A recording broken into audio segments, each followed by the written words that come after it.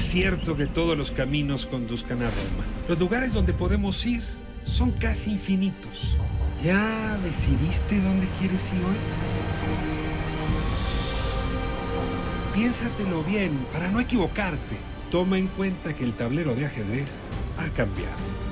Hoy el rey se ha enterado que va desnudo. Y cuando el poderoso lo olvida, la verdad se encarga de desnudarlo. Hay que tener talento para pensar fuera de la caja, para combatir los prejuicios, los ajenos, pero sobre todo los propios. Cada quien posee una pieza única del rompecabezas. Por eso intentamos dialogar, para armarlo juntos.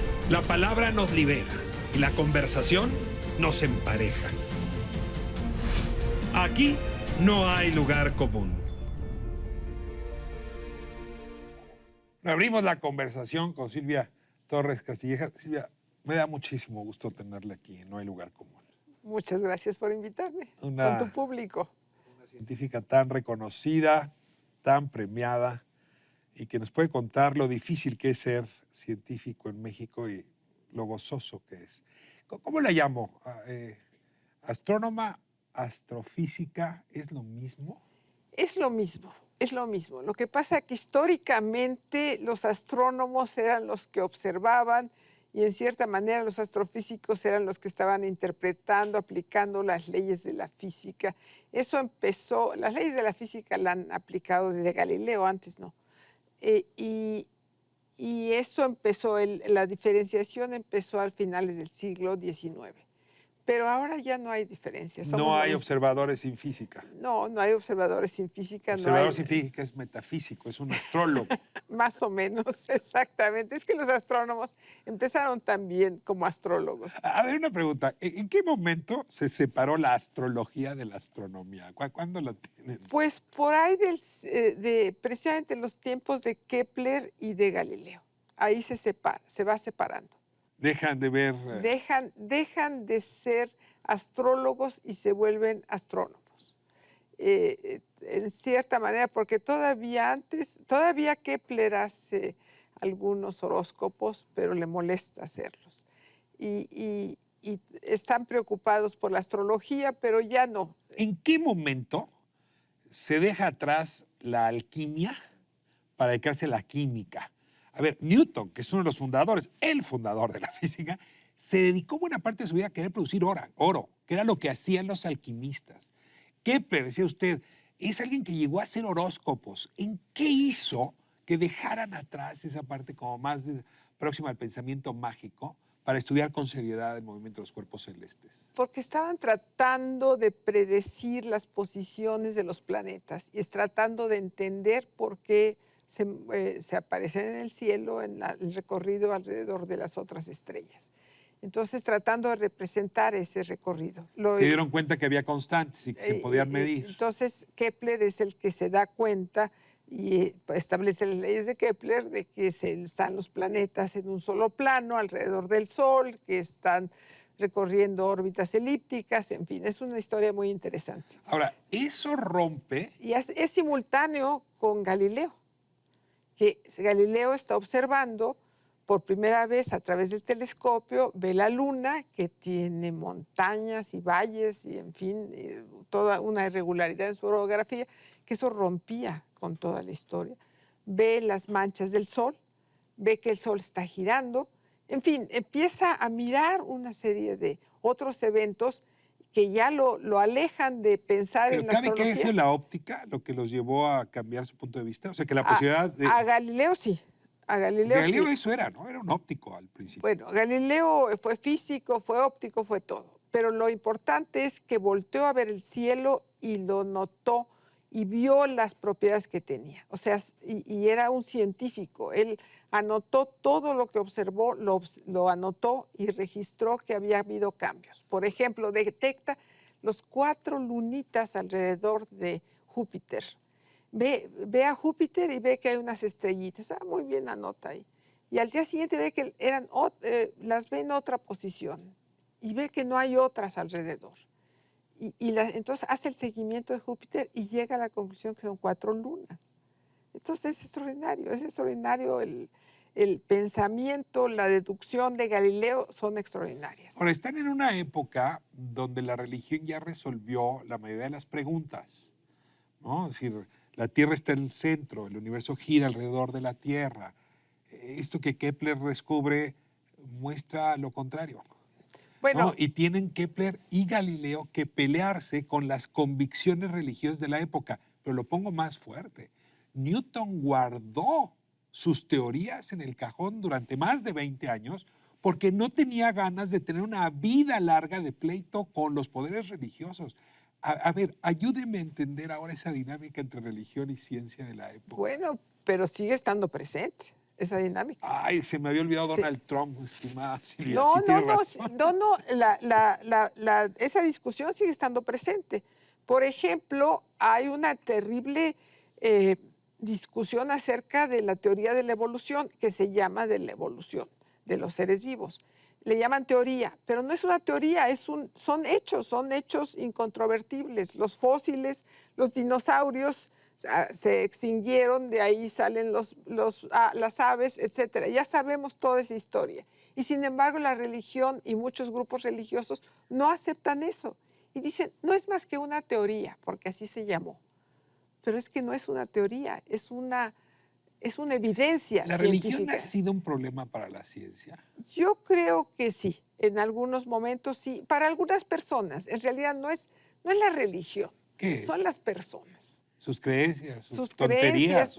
creencias, se limitan mucho. En muchas ocasiones eso realmente los recoge el pensamiento, les cierra el Ahora, cerebro. los seres humanos estamos sepultados por, en fin, por convicciones, por mapas mentales, por actos de fe que no revisamos. Por ejemplo, uno de ellos, se lo voy a poner aquí. La física ha sido esencialmente tarea de varones. Si usted revisa la cantidad de ingenieros que hay en la NASA, o de astrónomos que hay en la NASA versus las mujeres que hay, si usted se mete a las carreras de física, los doctorados, en fin, las revistas, las publicaciones, a ver, hay un desequilibrio importante de género.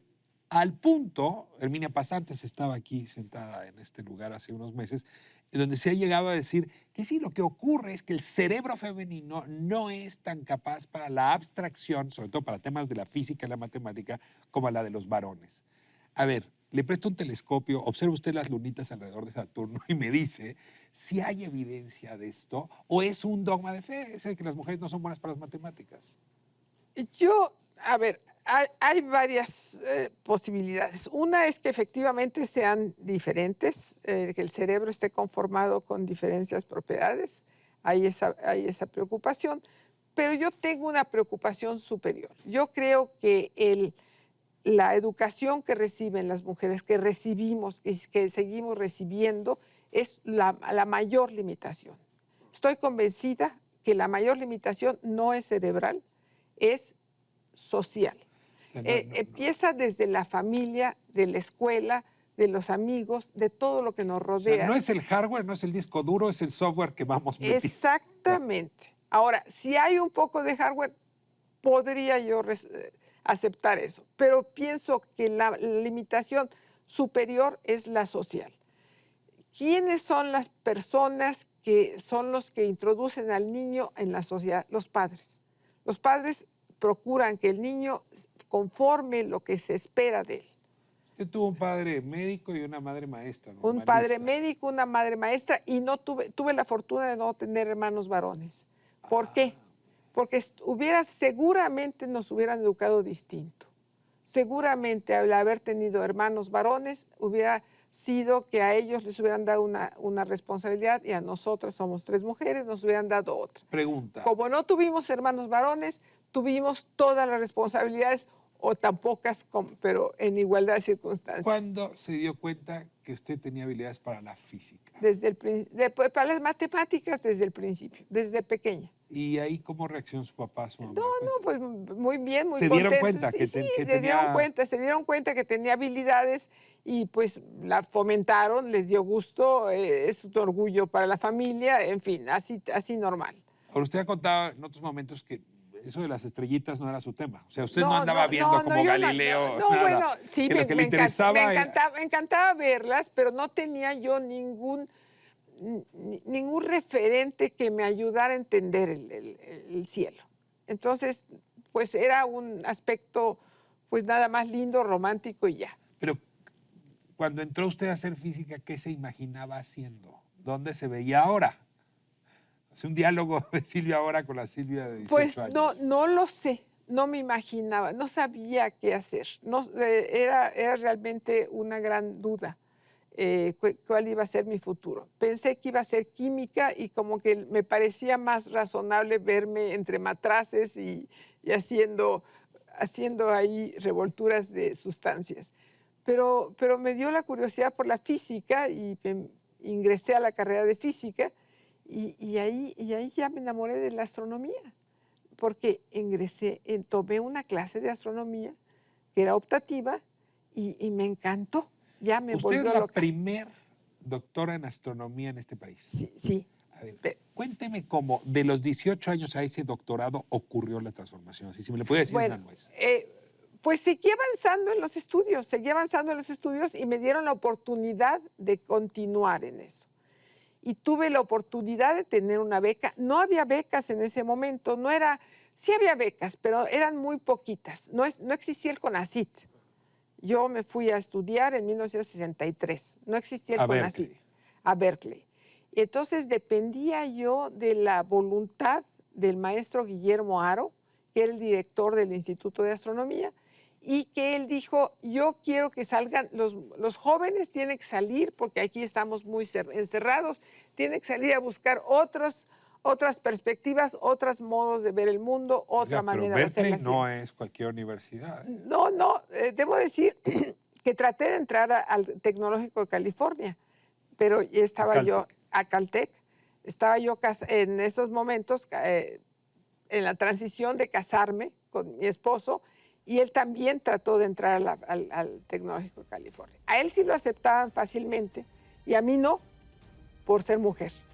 De plano. De plano. No, sí me daban 1963. 1963. Entonces, La voy a detener aquí. Nos vamos a corte y seguimos Muy 63 bien. en adelante. Perfecto. No la dejaban entrar por ser mujer. pues no, era de hombres. Pero aquí no hay lugar común. Regresamos en un momento. Seguimos conversando con Silvia Torres. Ella es la primera doctora en astronomía de nuestro país y nos dejó hace un momento muy picados. 1963, está usted de novia, se va a casar, su marido está siguiendo la misma carrera, los dos van en la misma y a él todas las partes se le ven porque es varón y a usted claramente no porque es mujer. A ver, Me ponían triples obstáculos o triples requisitos que lo que le ponían a él en Caltech y no me dijeron, y solamente si terminas todo con éxito te damos el comprobante. De otra manera, si te vas a la mitad del camino, no tendrás ni un solo documento. Eso, pues... la idea de que esa no era una carrera para mujeres No, la idea que el o que el tecnológico... embarazo les podía tumbar. No, todavía había las universidades que eran de hombres y de mujeres, y Caltech era de hombres, pero ya había aceptado mujeres, pero se nota que las aceptaba bajo condiciones muy Oiga, estrictas. Silvia, ¿y cómo se negocia eso en casa? O sea, uno regresa a su casa, ve a su marido y resulta que él, nada más porque la cigüeña lo trajo varón, tiene las posibilidades que uno no tiene. ¿Cómo se ve eso con gracia? Pues no sé, yo creo que el amor te hace que lo veas todo con gracia. O sea, la feromona, es muy científica la respuesta. Pero a ver, ¿su marido qué le decía? No, nos dimos cuenta que no era un buen camino y entonces optamos por la Universidad de California. Por Berkeley. Y que resultó maravillosa. Porque Él también lo acepta en Berkeley y se van los dos. Sí, para nos allá. fuimos allá, los dos. A ver, la física tiene la gracia de ayudarnos a entender lo macro, el universo, pero también lo micro, el átomo. Claro. ¿Nunca se vio tentada de meterse dentro de lo micro? ¿O en realidad todo el tiempo hay un diálogo entre lo macro y lo micro? En realidad hay un diálogo muy importante porque grandes propiedades del universo están definidas por las propiedades microscópicas de las partículas elementales. O sea, Entonces, entender las partículas elementales entender las pa- ayudan a entender el universo o Exacto. lo contrario. entender las partículas elementales nos permiten entender lo que ha pasado en el universo. Ahora, si usted se ha especializado, y perdone mi lenguaje, no soy astrónomo, en las nubes de gas. Las nubes de gas. ¿Qué son las nubes de gas? Eso, materia. Es materia que no está sólida, que está gaseosa, que es muy, muy tenue, muy poquita materia, pero en espacios inmensos. Entonces, en nuestra galaxia hay muy poquito gas, es casi vacío entre las estrellas, y sin embargo, la cantidad de gas es alrededor del 10% de la masa total. Así es que no es despreciable. ¿Por qué se interesó usted por las partículas de gas y no Bueno, estudiar otras galaxias o no estudiar otros temas? es que una vez que uno penetra en alguno de los temas, la verdad es que se enamora uno de ellos. Son fascinantes cualquiera de ellos. Pero entré por casualidad mi vida ha sido por casualidad todo el rato y lo disfruto mucho. Así que no lo O sea, tomo a mal. no es un patrón No, científico no el es de la no es un patrón científico. Lo que yo sí sé es que cualquier tema que uno trate de entender, seguro que uno se enamora de él. Porque son interesantes, hay mucho que aprender, hay mucho que descubrir, hay mucho en qué avanzar. Entonces, pues resultó que ese me interesó mucho y me sigue interesando, Recientemente, un periódico creo. de circulación nacional entregó unos resultados muy inquietantes con respecto al lugar donde están las universidades mexicanas. Hay 192 países. Estados Unidos traería... A ver, Sí. a mí no me ¿Por qué no me preocupan. permite darle la Sí, información al sí, público y sí, ahorita sí. reacciono nada más? Estados Unidos aparece como en primer lugar, Inglaterra en el quinto, México aparece en el lugar 113. ¿Por qué? Digo, Porque están midiendo con estándares americanos. Porque no, por ejemplo, no entienden el papel social que las universidades públicas ejercen en este país. El papel de la Universidad Nacional, del Instituto Politécnico, de la Autónoma Metropolitana en este país, en esta ciudad, son importantísimos. Va más allá de nada más preparar el médico, el abogado, etcétera. Realmente es un impacto sobre la sociedad cultural de, de gran envergadura. Yo creo que es el que realmente ha llevado este país a donde andamos. a ver, una de las mediciones más comunes que se hacen son publicaciones en revistas internacionales. La sigo a usted, es un mal estándar. Pero Pero, también si viéramos... pero mire, lo que pasa es que nosotros esta universidad está hecha para preparar al profesionista y además al investigador. Entonces, toman todo eso en una sola buchaca. Las universidades norteamericanas están hechas, hay unas para preparar al profesionista y otras para preparar al investigador. Entonces, la Universidad de Harvard tiene 30,000 estudiantes, la de California, en Berkeley, 30,000 estudiantes, no sé cuántos. No puede comparar con lo que hace la UNAM. Ayúdeme a pensar en la política científica en los próximos 20 años, a partir de esta rebeldía frente a los estándares o las mediciones que se están haciendo, en la cual yo me sentiría, digamos, coincidente con lo que está diciendo. Pero ciertamente la capacidad de innovación, de investigación científica en México podría tener muchísimo más apoyo. Los laboratorios. Bueno, a ver, ¿Hacia dónde la dirigiría usted? Déjeme pensar, no hoy, sino de aquí a 20 años. Y perdón que le insista con el tema. Particularmente una investigación científica donde la mujer tenga un lugar pues, tan protagónico como usted lo ha tenido. bueno, son dos cosas distintas. Una, el tema de la investigación científica, pues hay muchos temas. Hay los temas de interés nacional, urgente, y los temas de ciencia básica, que son muy importantes. ¿Por qué? Porque la ciencia es toda una unidad y cada una de las ciencias se hablan unas con otras y necesitamos un ambiente científico. Entonces se necesita el desarrollo en todas las áreas, pero por supuesto también en las de urgencia nacional, qué sé yo, las ciencias marinas, la agronomía, en fin, pero en desarrollo en científico, no nada más en la aplicación, sino también la ciencia el mejor conocimiento. Ahora, por otro lado está el problema de las mujeres. Está el problema de que no han tenido la misma oportunidad. Pero esto es histórico. Es histórico y es de realidad de toda la sociedad. En todas las sociedades está pasando Y eso. ahora tenemos mucho más ingenieros mujeres, mucho más Afortunadamente. tituladas con doctorados, en fin. Es decir, parecía que hasta ahí ya llegamos. Ahora, ¿cómo hacer para que ya en el desarrollo profesional encuentren por lo menos condiciones similares de éxito?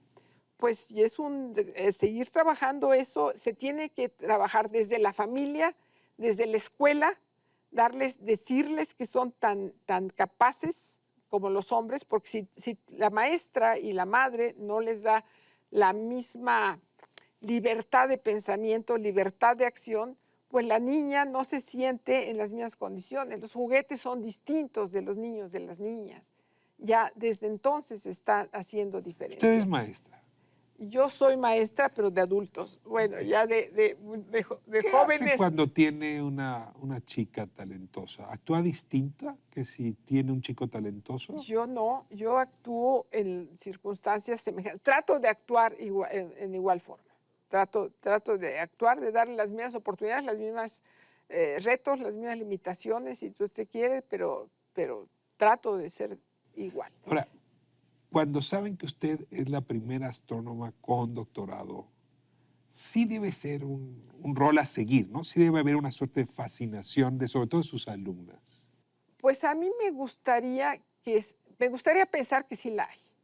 Y me gustaría pensar que la hay tanto en los hombres como en las mujeres. Las mujeres para ver un modelo en mí y los hombres para ver que no es nada malo, que no les está afectando, que no los estoy amenazando, que es equivalente, que somos iguales. El ser un modelo, un rol modelo, ¿le impone algún tipo de responsabilidad que le haya asustado en algún momento? No, nada me asusta.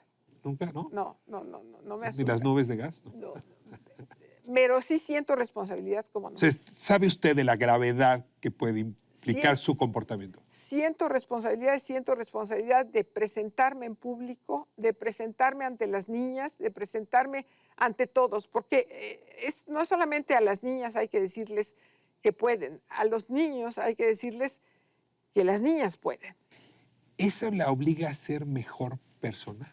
Ay, quién sabe. Sí, quién sabe. Me gustaría ser mejor persona. Pero hay una revisión ética de qué va a publicar, cómo lo va a publicar, qué tiene que ver con ese papel. No, esa parte como que están separadas.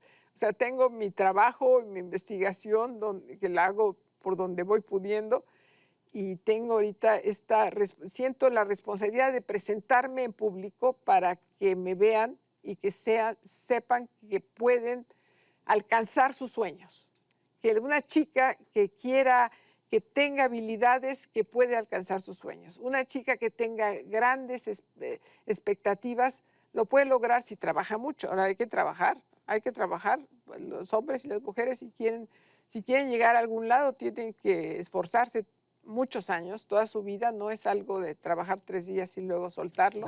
La miro y me entusiasma. Le agradezco de veras tanto esta conversación. Déjeme hacerle una serie última de preguntas, pero aquí vamos a cambiar la dinámica. Muy bien. Le voy a hacer una pregunta y lo primero que le venga a su cabeza, no se la piense mucho.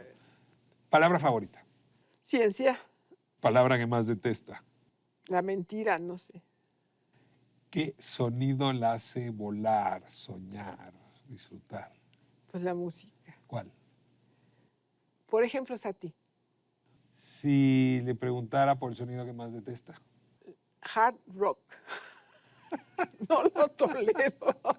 A ver, pero ¿se sabe algún autor o cantante de hard rock que diga esto es lo que no aguanto? ¿No?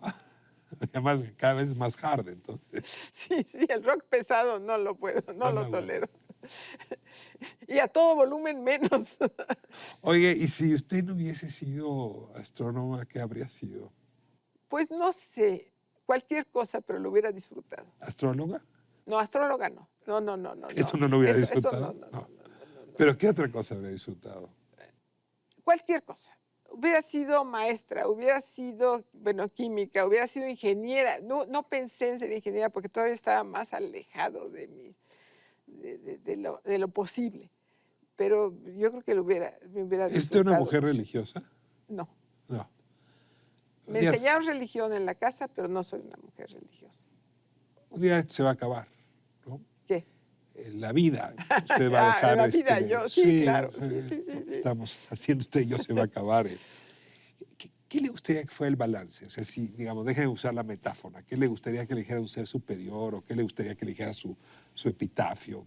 ¿Cuál sería el balance que usted pudiera escribir? Pues que me esforcé toda la vida Silvia por ser Esforzo. mejor. Qué delicia de conversación, Silvia. Muchas gracias. Gracias por acompañarnos en No hay lugar Muy común. bien, pues ha sido un placer estar aquí. Nos vemos próxima semana aquí en ADN 40, 7 de la tarde. Aquí no hay lugar común.